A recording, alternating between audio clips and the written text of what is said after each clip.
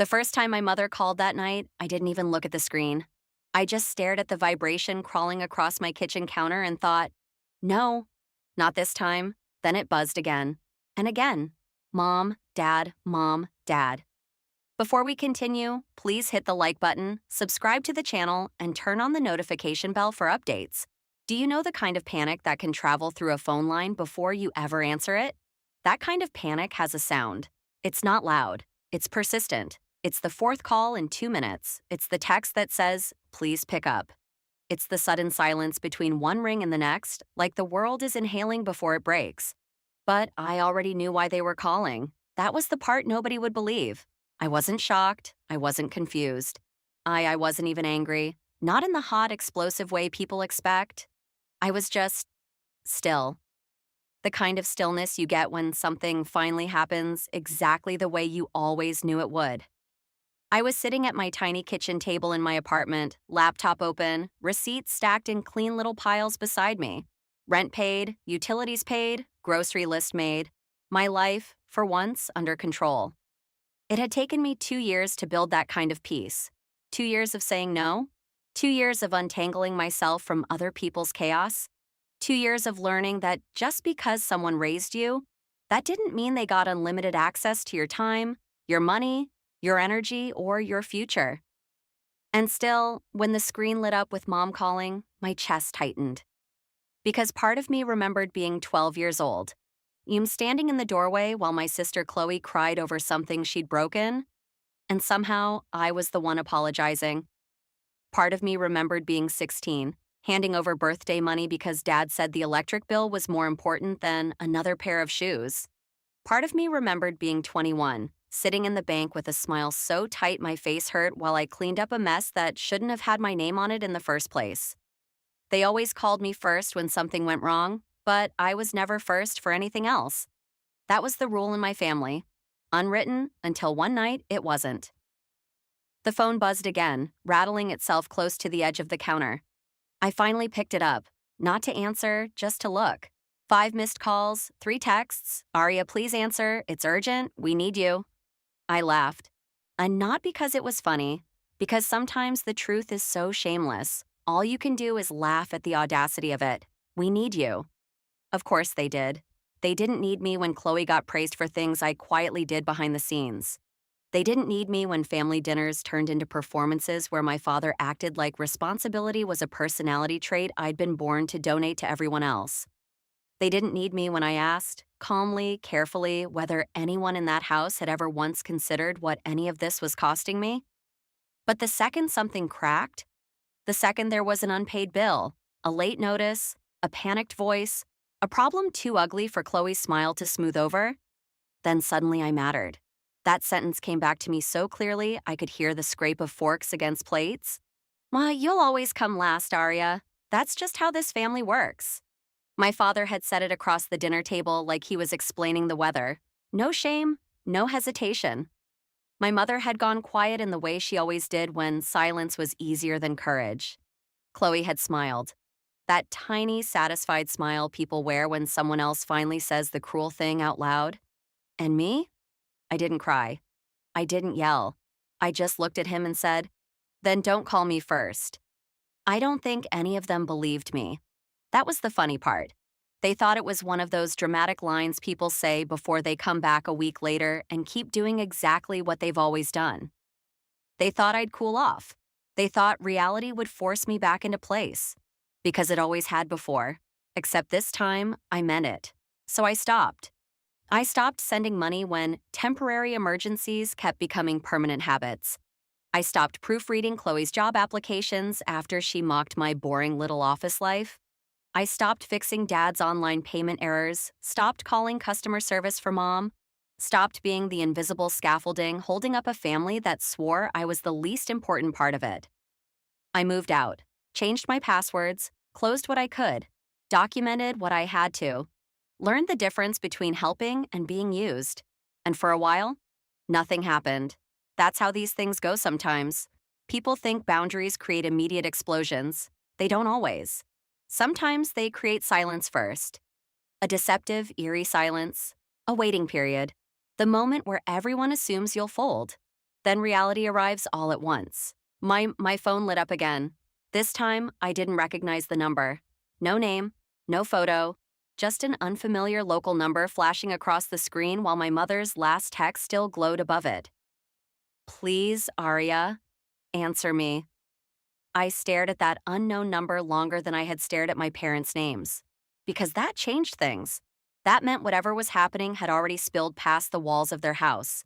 Past denial, past family politics, past the point where Chloe could charm her way through it, or dad could bark over it, or mom could cry until someone else stepped in.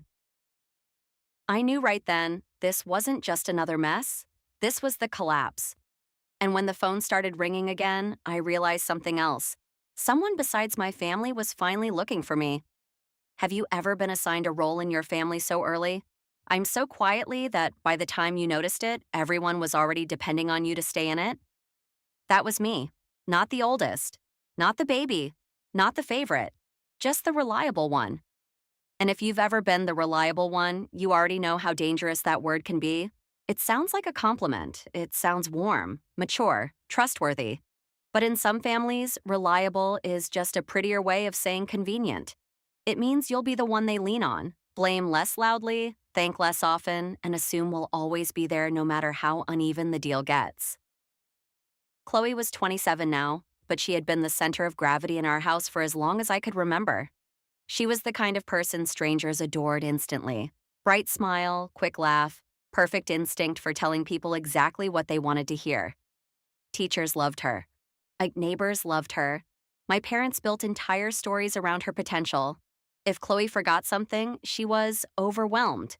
If Chloe lied, she was under pressure. If Chloe made a mistake, it was a phase. If I made one, I should have known better. That was the difference. By 14, I was packing my own lunches, reminding mom about appointments, and helping dad figure out online bill payments because he refused to admit he didn't understand half the systems he clicked through. By 17, I had a part-time job and my own debit card, which should have made me feel independent. Instead, it turned me into a resource. It started small. That's how it always starts. Can you cover dinner tonight? We're short until Friday. Can you put this on your card? Mine's acting weird. Can you transfer me 50? I'll send it back tomorrow. Tomorrow rarely came. At first, I told myself it was normal. Families help each other. Everyone says that, right? And I believed it. I wanted to believe it because the alternative was uglier. The alternative was admitting I wasn't being trusted. I was being used because I was easier to ask than Chloe and easier to pressure than either of my parents. And the worst part? I was good at saving them. I was good at spotting late fees before they doubled. Good at calling customer service and sitting on hold for 40 minutes while dad paced and complained in the background. Good at reorganizing payment plans, reading the fine print, catching mistakes. I knew how to stay calm when everyone else got dramatic, how to untangle messes while other people performed helplessness. That became my value, not who I was. Not what I wanted, what I could fix. I remember one night especially clearly. Dad was furious because the internet had been shut off. Chloe was irritated because she had plans and couldn't get ready without music blasting from her phone. Mom was near tears, insisting she thought the bill had already been paid. Everyone was talking over everyone else, frustration bouncing off the kitchen walls. Then all three of them looked at me. No one even had to say it. I sat down, logged in, found the issue, transferred money from my account, and had the service restored before dinner got cold. Do you know what Chloe said? See, this is why Arya's the smart one. It sounded like praise. It always sounded like praise. But she said it while reaching for her drink, already moving on. I'm already certain the problem had disappeared because I had disappeared into it for them. And my parents? They acted relieved, grateful for maybe 30 seconds, then normal again, like the world had corrected itself, like things had returned to their natural order. That was the pattern. I solved. They recovered. Nobody reflected. So when I started quietly tracking everything, every transfer, every temporary loan, every bill I covered, every account I helped sort out, it wasn't because I was planning revenge. It was because something in me had started to itch. A small, stubborn instinct warning me that this wasn't just unfair. It wasn't safe. The first real crack showed up after Chloe had one of her hard months. That's what Mom called it. Chloe had lost another job, though the story kept changing. First, it was a toxic manager, and then bad scheduling. Then, they were threatened by her. Dad rolled his eyes, but still defended her. Mom insisted Chloe just needed support. And somehow, as always, support translated into money, errands, advice, and rescue. Me. Then one afternoon, while I was checking my credit score before applying for a better apartment, I saw it. A drop. Not small, sharp. At first, I thought it had to be a reporting error. I clicked through once, then again, pulse climbing higher with every page. There was an account I didn't recognize. A balance I definitely didn't recognize. Late payments attached to my name. My name. I stared at the screen so long my eyes watered. There are moments when your life doesn't explode all at once. It tilts, just slightly. Enough that everything familiar starts sliding in a direction you can't stop. I printed the report, drove straight to my parents' house, walked in without knocking. Chloe was on the couch, barefoot, scrolling her phone. Mom was folding laundry. Dad was in his chair, half watching the news. And when I held up those papers, nobody looked surprised fast enough. That was when I knew the truth was worse than I had imagined. Because someone in that house had seen my name on that account before I did. And in the silence that followed, Chloe slowly set her phone down. Don't overreact. That's the first thing my father said. Not, what is that? Not, how did this happen? Not even, let me see. Just, don't overreact. Have you ever noticed how fast people try to control your reaction when they already know they're guilty? I didn't sit down. I didn't raise my voice either. I just walked farther into the living room. I dropped the printed credit report onto the coffee table and let it slide toward them. Whose account is this? I asked. My tone was flat, controlled, the kind of calm that makes people more uncomfortable than shouting ever could. Mom glanced at Dad. Dad didn't look at her. Chloe leaned back against the couch like she was trying to disappear into it, but her eyes flicked to the paper for half a second too long. That was enough. It's in my name, I said, tapping the page. So I'm asking again. Whose account is this? Dad sighed, like I just brought up something inconvenient at the worst possible time. It's not a big deal, Arya. It'll get handled. Not a big deal. The balance was over $8,000. Late payments stacked across months. My chest tightened, but I didn't let it show. Handled by who? Silence. Then Mom stepped in, soft voice, careful tone. Your sister had a rough stretch, honey. She needed a little help getting by. We were going to tell you. I actually laughed at that. Going to? I repeated. When? After it hit collections? Chloe finally spoke, her voice smaller than I'd ever heard it, but not apologetic. Not really. I was going to fix it. I turned to her. With what money? She didn't answer. That's when something shifted inside me. Not anger, not even hurt, just clarity. Clean and sharp, like glass. You used my information? I said. Without asking. It's not like that. Dad cut in quickly. We're family. It's all connected anyway. No, I said, finally looking straight at him. It's not. For the first time, there was tension in the room that didn't dissolve when I tried to fix it. It just sat there, heavy, pressing down on all of us. I trusted you, I continued, all of you. I helped because I thought we were working together, but this? I tapped the paper again. This isn't help. This is you deciding I don't get a choice. Mom's eyes filled with tears. We didn't think you'd say no. There it was. Not we didn't mean to hurt you. Not we made a mistake. Just, we didn't think you'd say no. Because I never had before. Dad leaned forward, voice firmer now, slipping into that familiar authority he used whenever he wanted to shut things down. Listen, Arya, you're making this bigger than it needs to be. We'll pay it off. Things are tight right now, but they won't stay that way. I held his gaze. You've been saying that for years. Chloe rolled her eyes slightly, like the conversation was exhausting her. Kit, why are you acting like this is some huge betrayal? You've helped before. That sentence landed harder than anything else, because she meant it. To her, this wasn't crossing a line. This was just the next step. I exhaled slowly, steadying myself. Helping is when I choose to step in, I said. This You took it. Same difference, Chloe muttered. No, I said again, sharper this time. Not even close. The room went quiet. And then I asked the question that had been sitting in the back of my mind for years. The one I'd never said out loud because I already knew the answer. When do I come first? Mom looked down. Chloe didn't respond. Dad didn't hesitate. You don't? He said. You're the one who can handle it? That's just how this family works. There it was. Clean, final, undeniable. You'll always come last. Inaria. No anger, no apology, just fact in his mind. Something in me settled right then. Not broke. Settled. I nodded once, like I'd just received information I needed. Okay, I said quietly. They all looked at me, waiting. For what? I don't know. Maybe for me to argue, to cry, to negotiate my own boundaries like I had every other time. I didn't. I just picked up the paper, folded it neatly, and slipped it back into my bag. Then I looked at all three of them, really looked this time like I was seeing them clearly for the first time. Then don't call me first. Mom blinked. Arya? I mean it, I said. No more money, no more accounts. No more fixing things you break. You figure it out. Dad scoffed. You're being dramatic. Maybe, I said. Or maybe I'm just done. Chloe shook her head, already dismissing it. You'll be back. You always are. I didn't respond to that, because for once I wasn't making a promise to them. I was making one to myself, and I kept it. I moved out within a month, changed every password, froze my credit, filed disputes where I could, documented everything.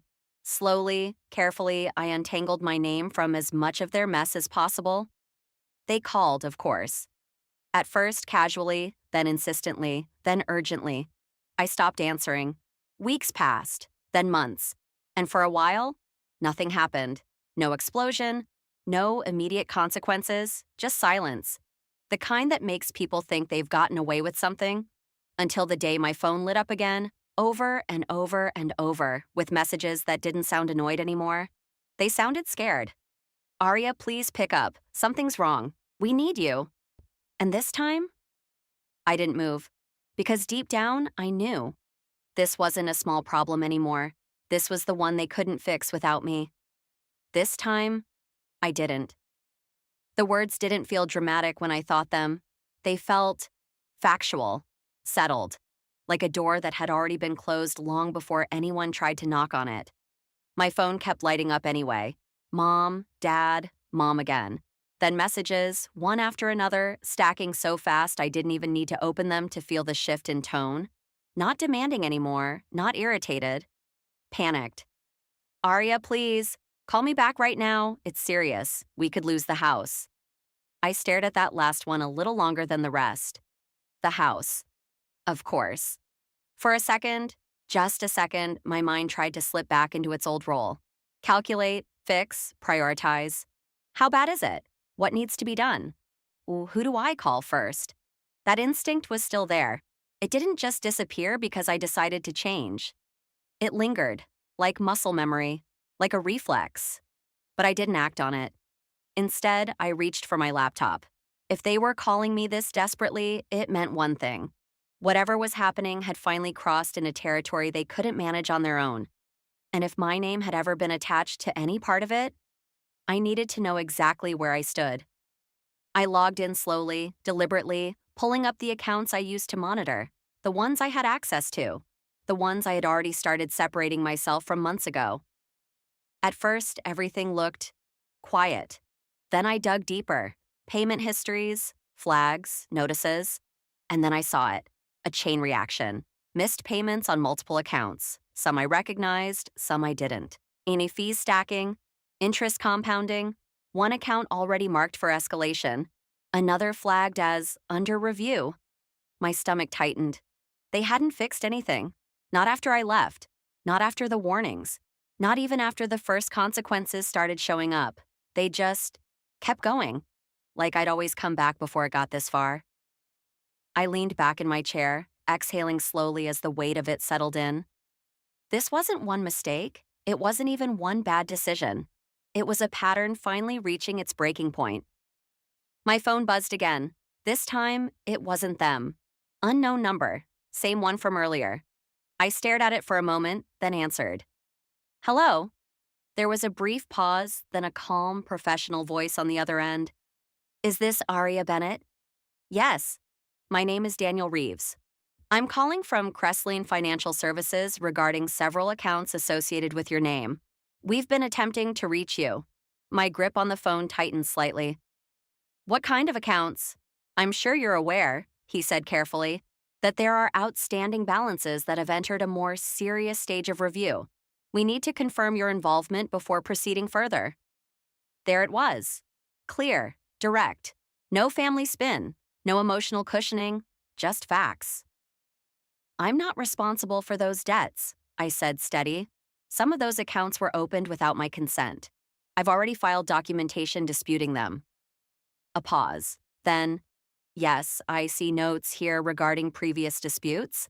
However, due to continued activity and missed payments, this situation has escalated. If you are not involved, we will need additional verification to proceed with a fraud investigation. Fraud. The word landed heavily, but not unexpectedly. Behind him, faintly, I could hear the murmur of other voices. Office noise. Normalcy. While somewhere else, my family was unraveling. What happens next? I asked.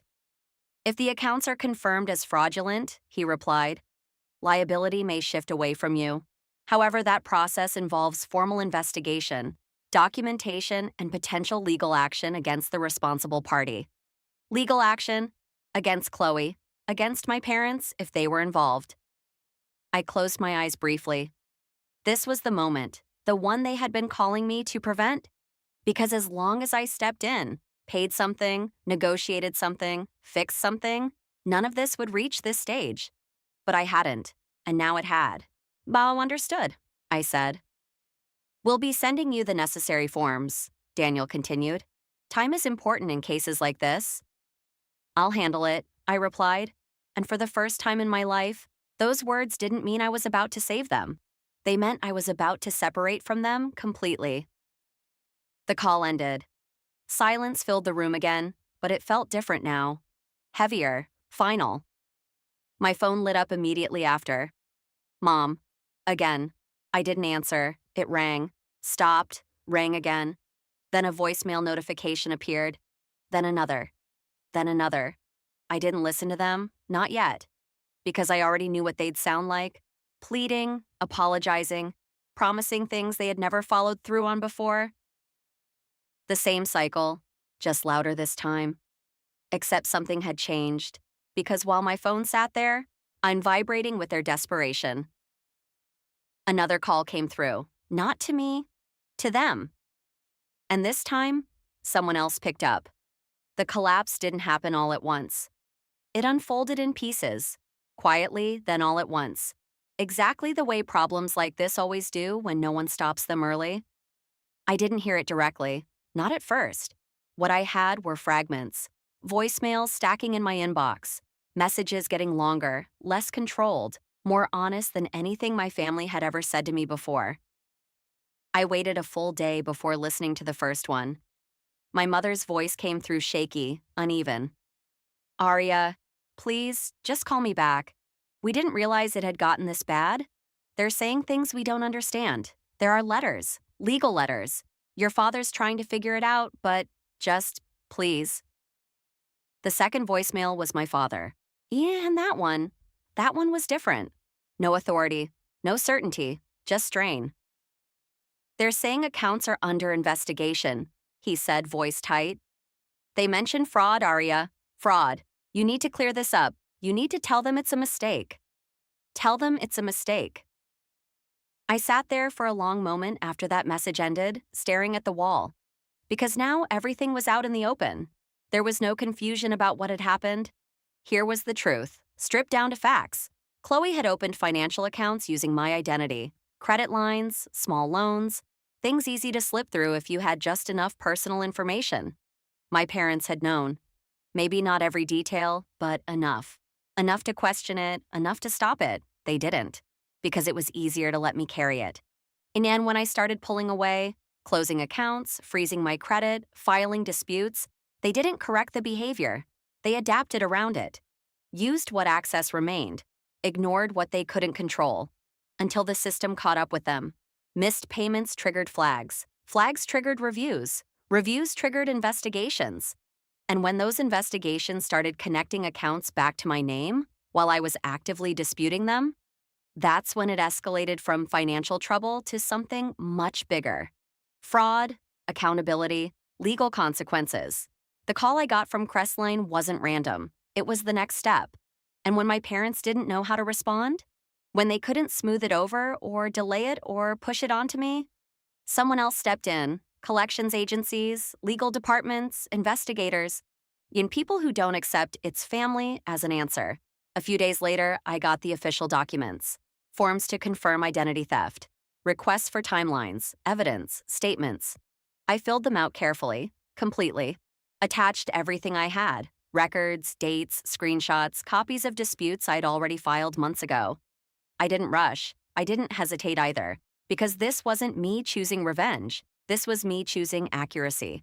Truth, documented and undeniable. A week after that, my phone rang again. This time, I answered. It was my mother.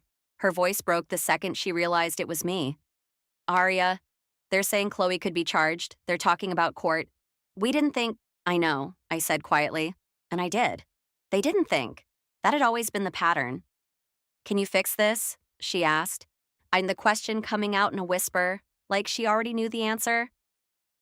I didn't respond right away, because that question, that exact question, had defined my entire life. "Can you fix this?" And for years, the answer had always been yes.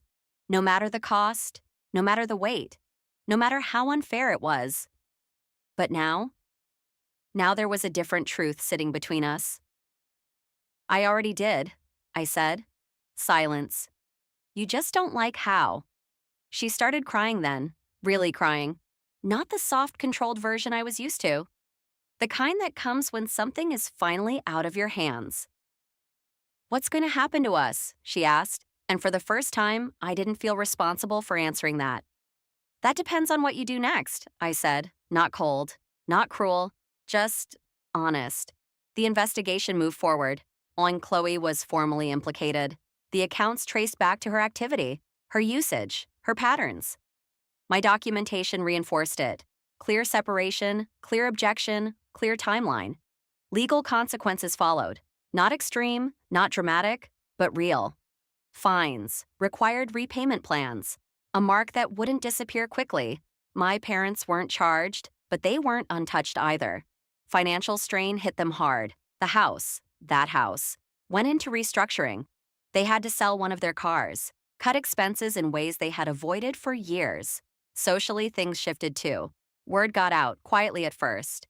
It always does. Friends became distant. Extended family stopped pretending not to notice. And me? I was cleared. Fully, my credit repaired, my name removed, my records corrected. For the first time since I was a teenager, there was nothing tied to me that I didn't choose. No hidden accounts, no lingering obligations, no silent expectations. Just mine. Months passed. The calls from my family slowed, then stopped. Occasionally, a message from my mother would come through. Short, careful, like she didn't know what she was allowed to say anymore. My father never called again. Chloe didn't either. I didn't reach out, not out of anger, but because for the first time, distance wasn't something I was trying to fix. It was something I was maintaining. One evening, months later, I was sitting in my new apartment. Larger, quieter, filled only with things I had chosen. My laptop was open in front of me. A different spreadsheet this time. Personal accounts. Stable. No emergency tabs, no shared access, no hidden liabilities, just clean numbers. Predictable, safe. My phone lit up beside me. Mom. I looked at it, really looked, and for a moment I thought about who I used to be. The version of me who would have grabbed it instantly, heart racing, already preparing to solve whatever problem waited on the other end. Then I thought about what my father had said. "You'll always come last." And what I had said back. "Then don't call me first." The phone kept ringing. I reached over, turned it face down, silenced it, not out of spite, not out of pain. but because I finally understood something I hadn't before. I wasn't in line anymore, and I didn't need to be. The room stayed quiet after the ringing stopped. No tension, no waiting, just peace. And this time, I kept it.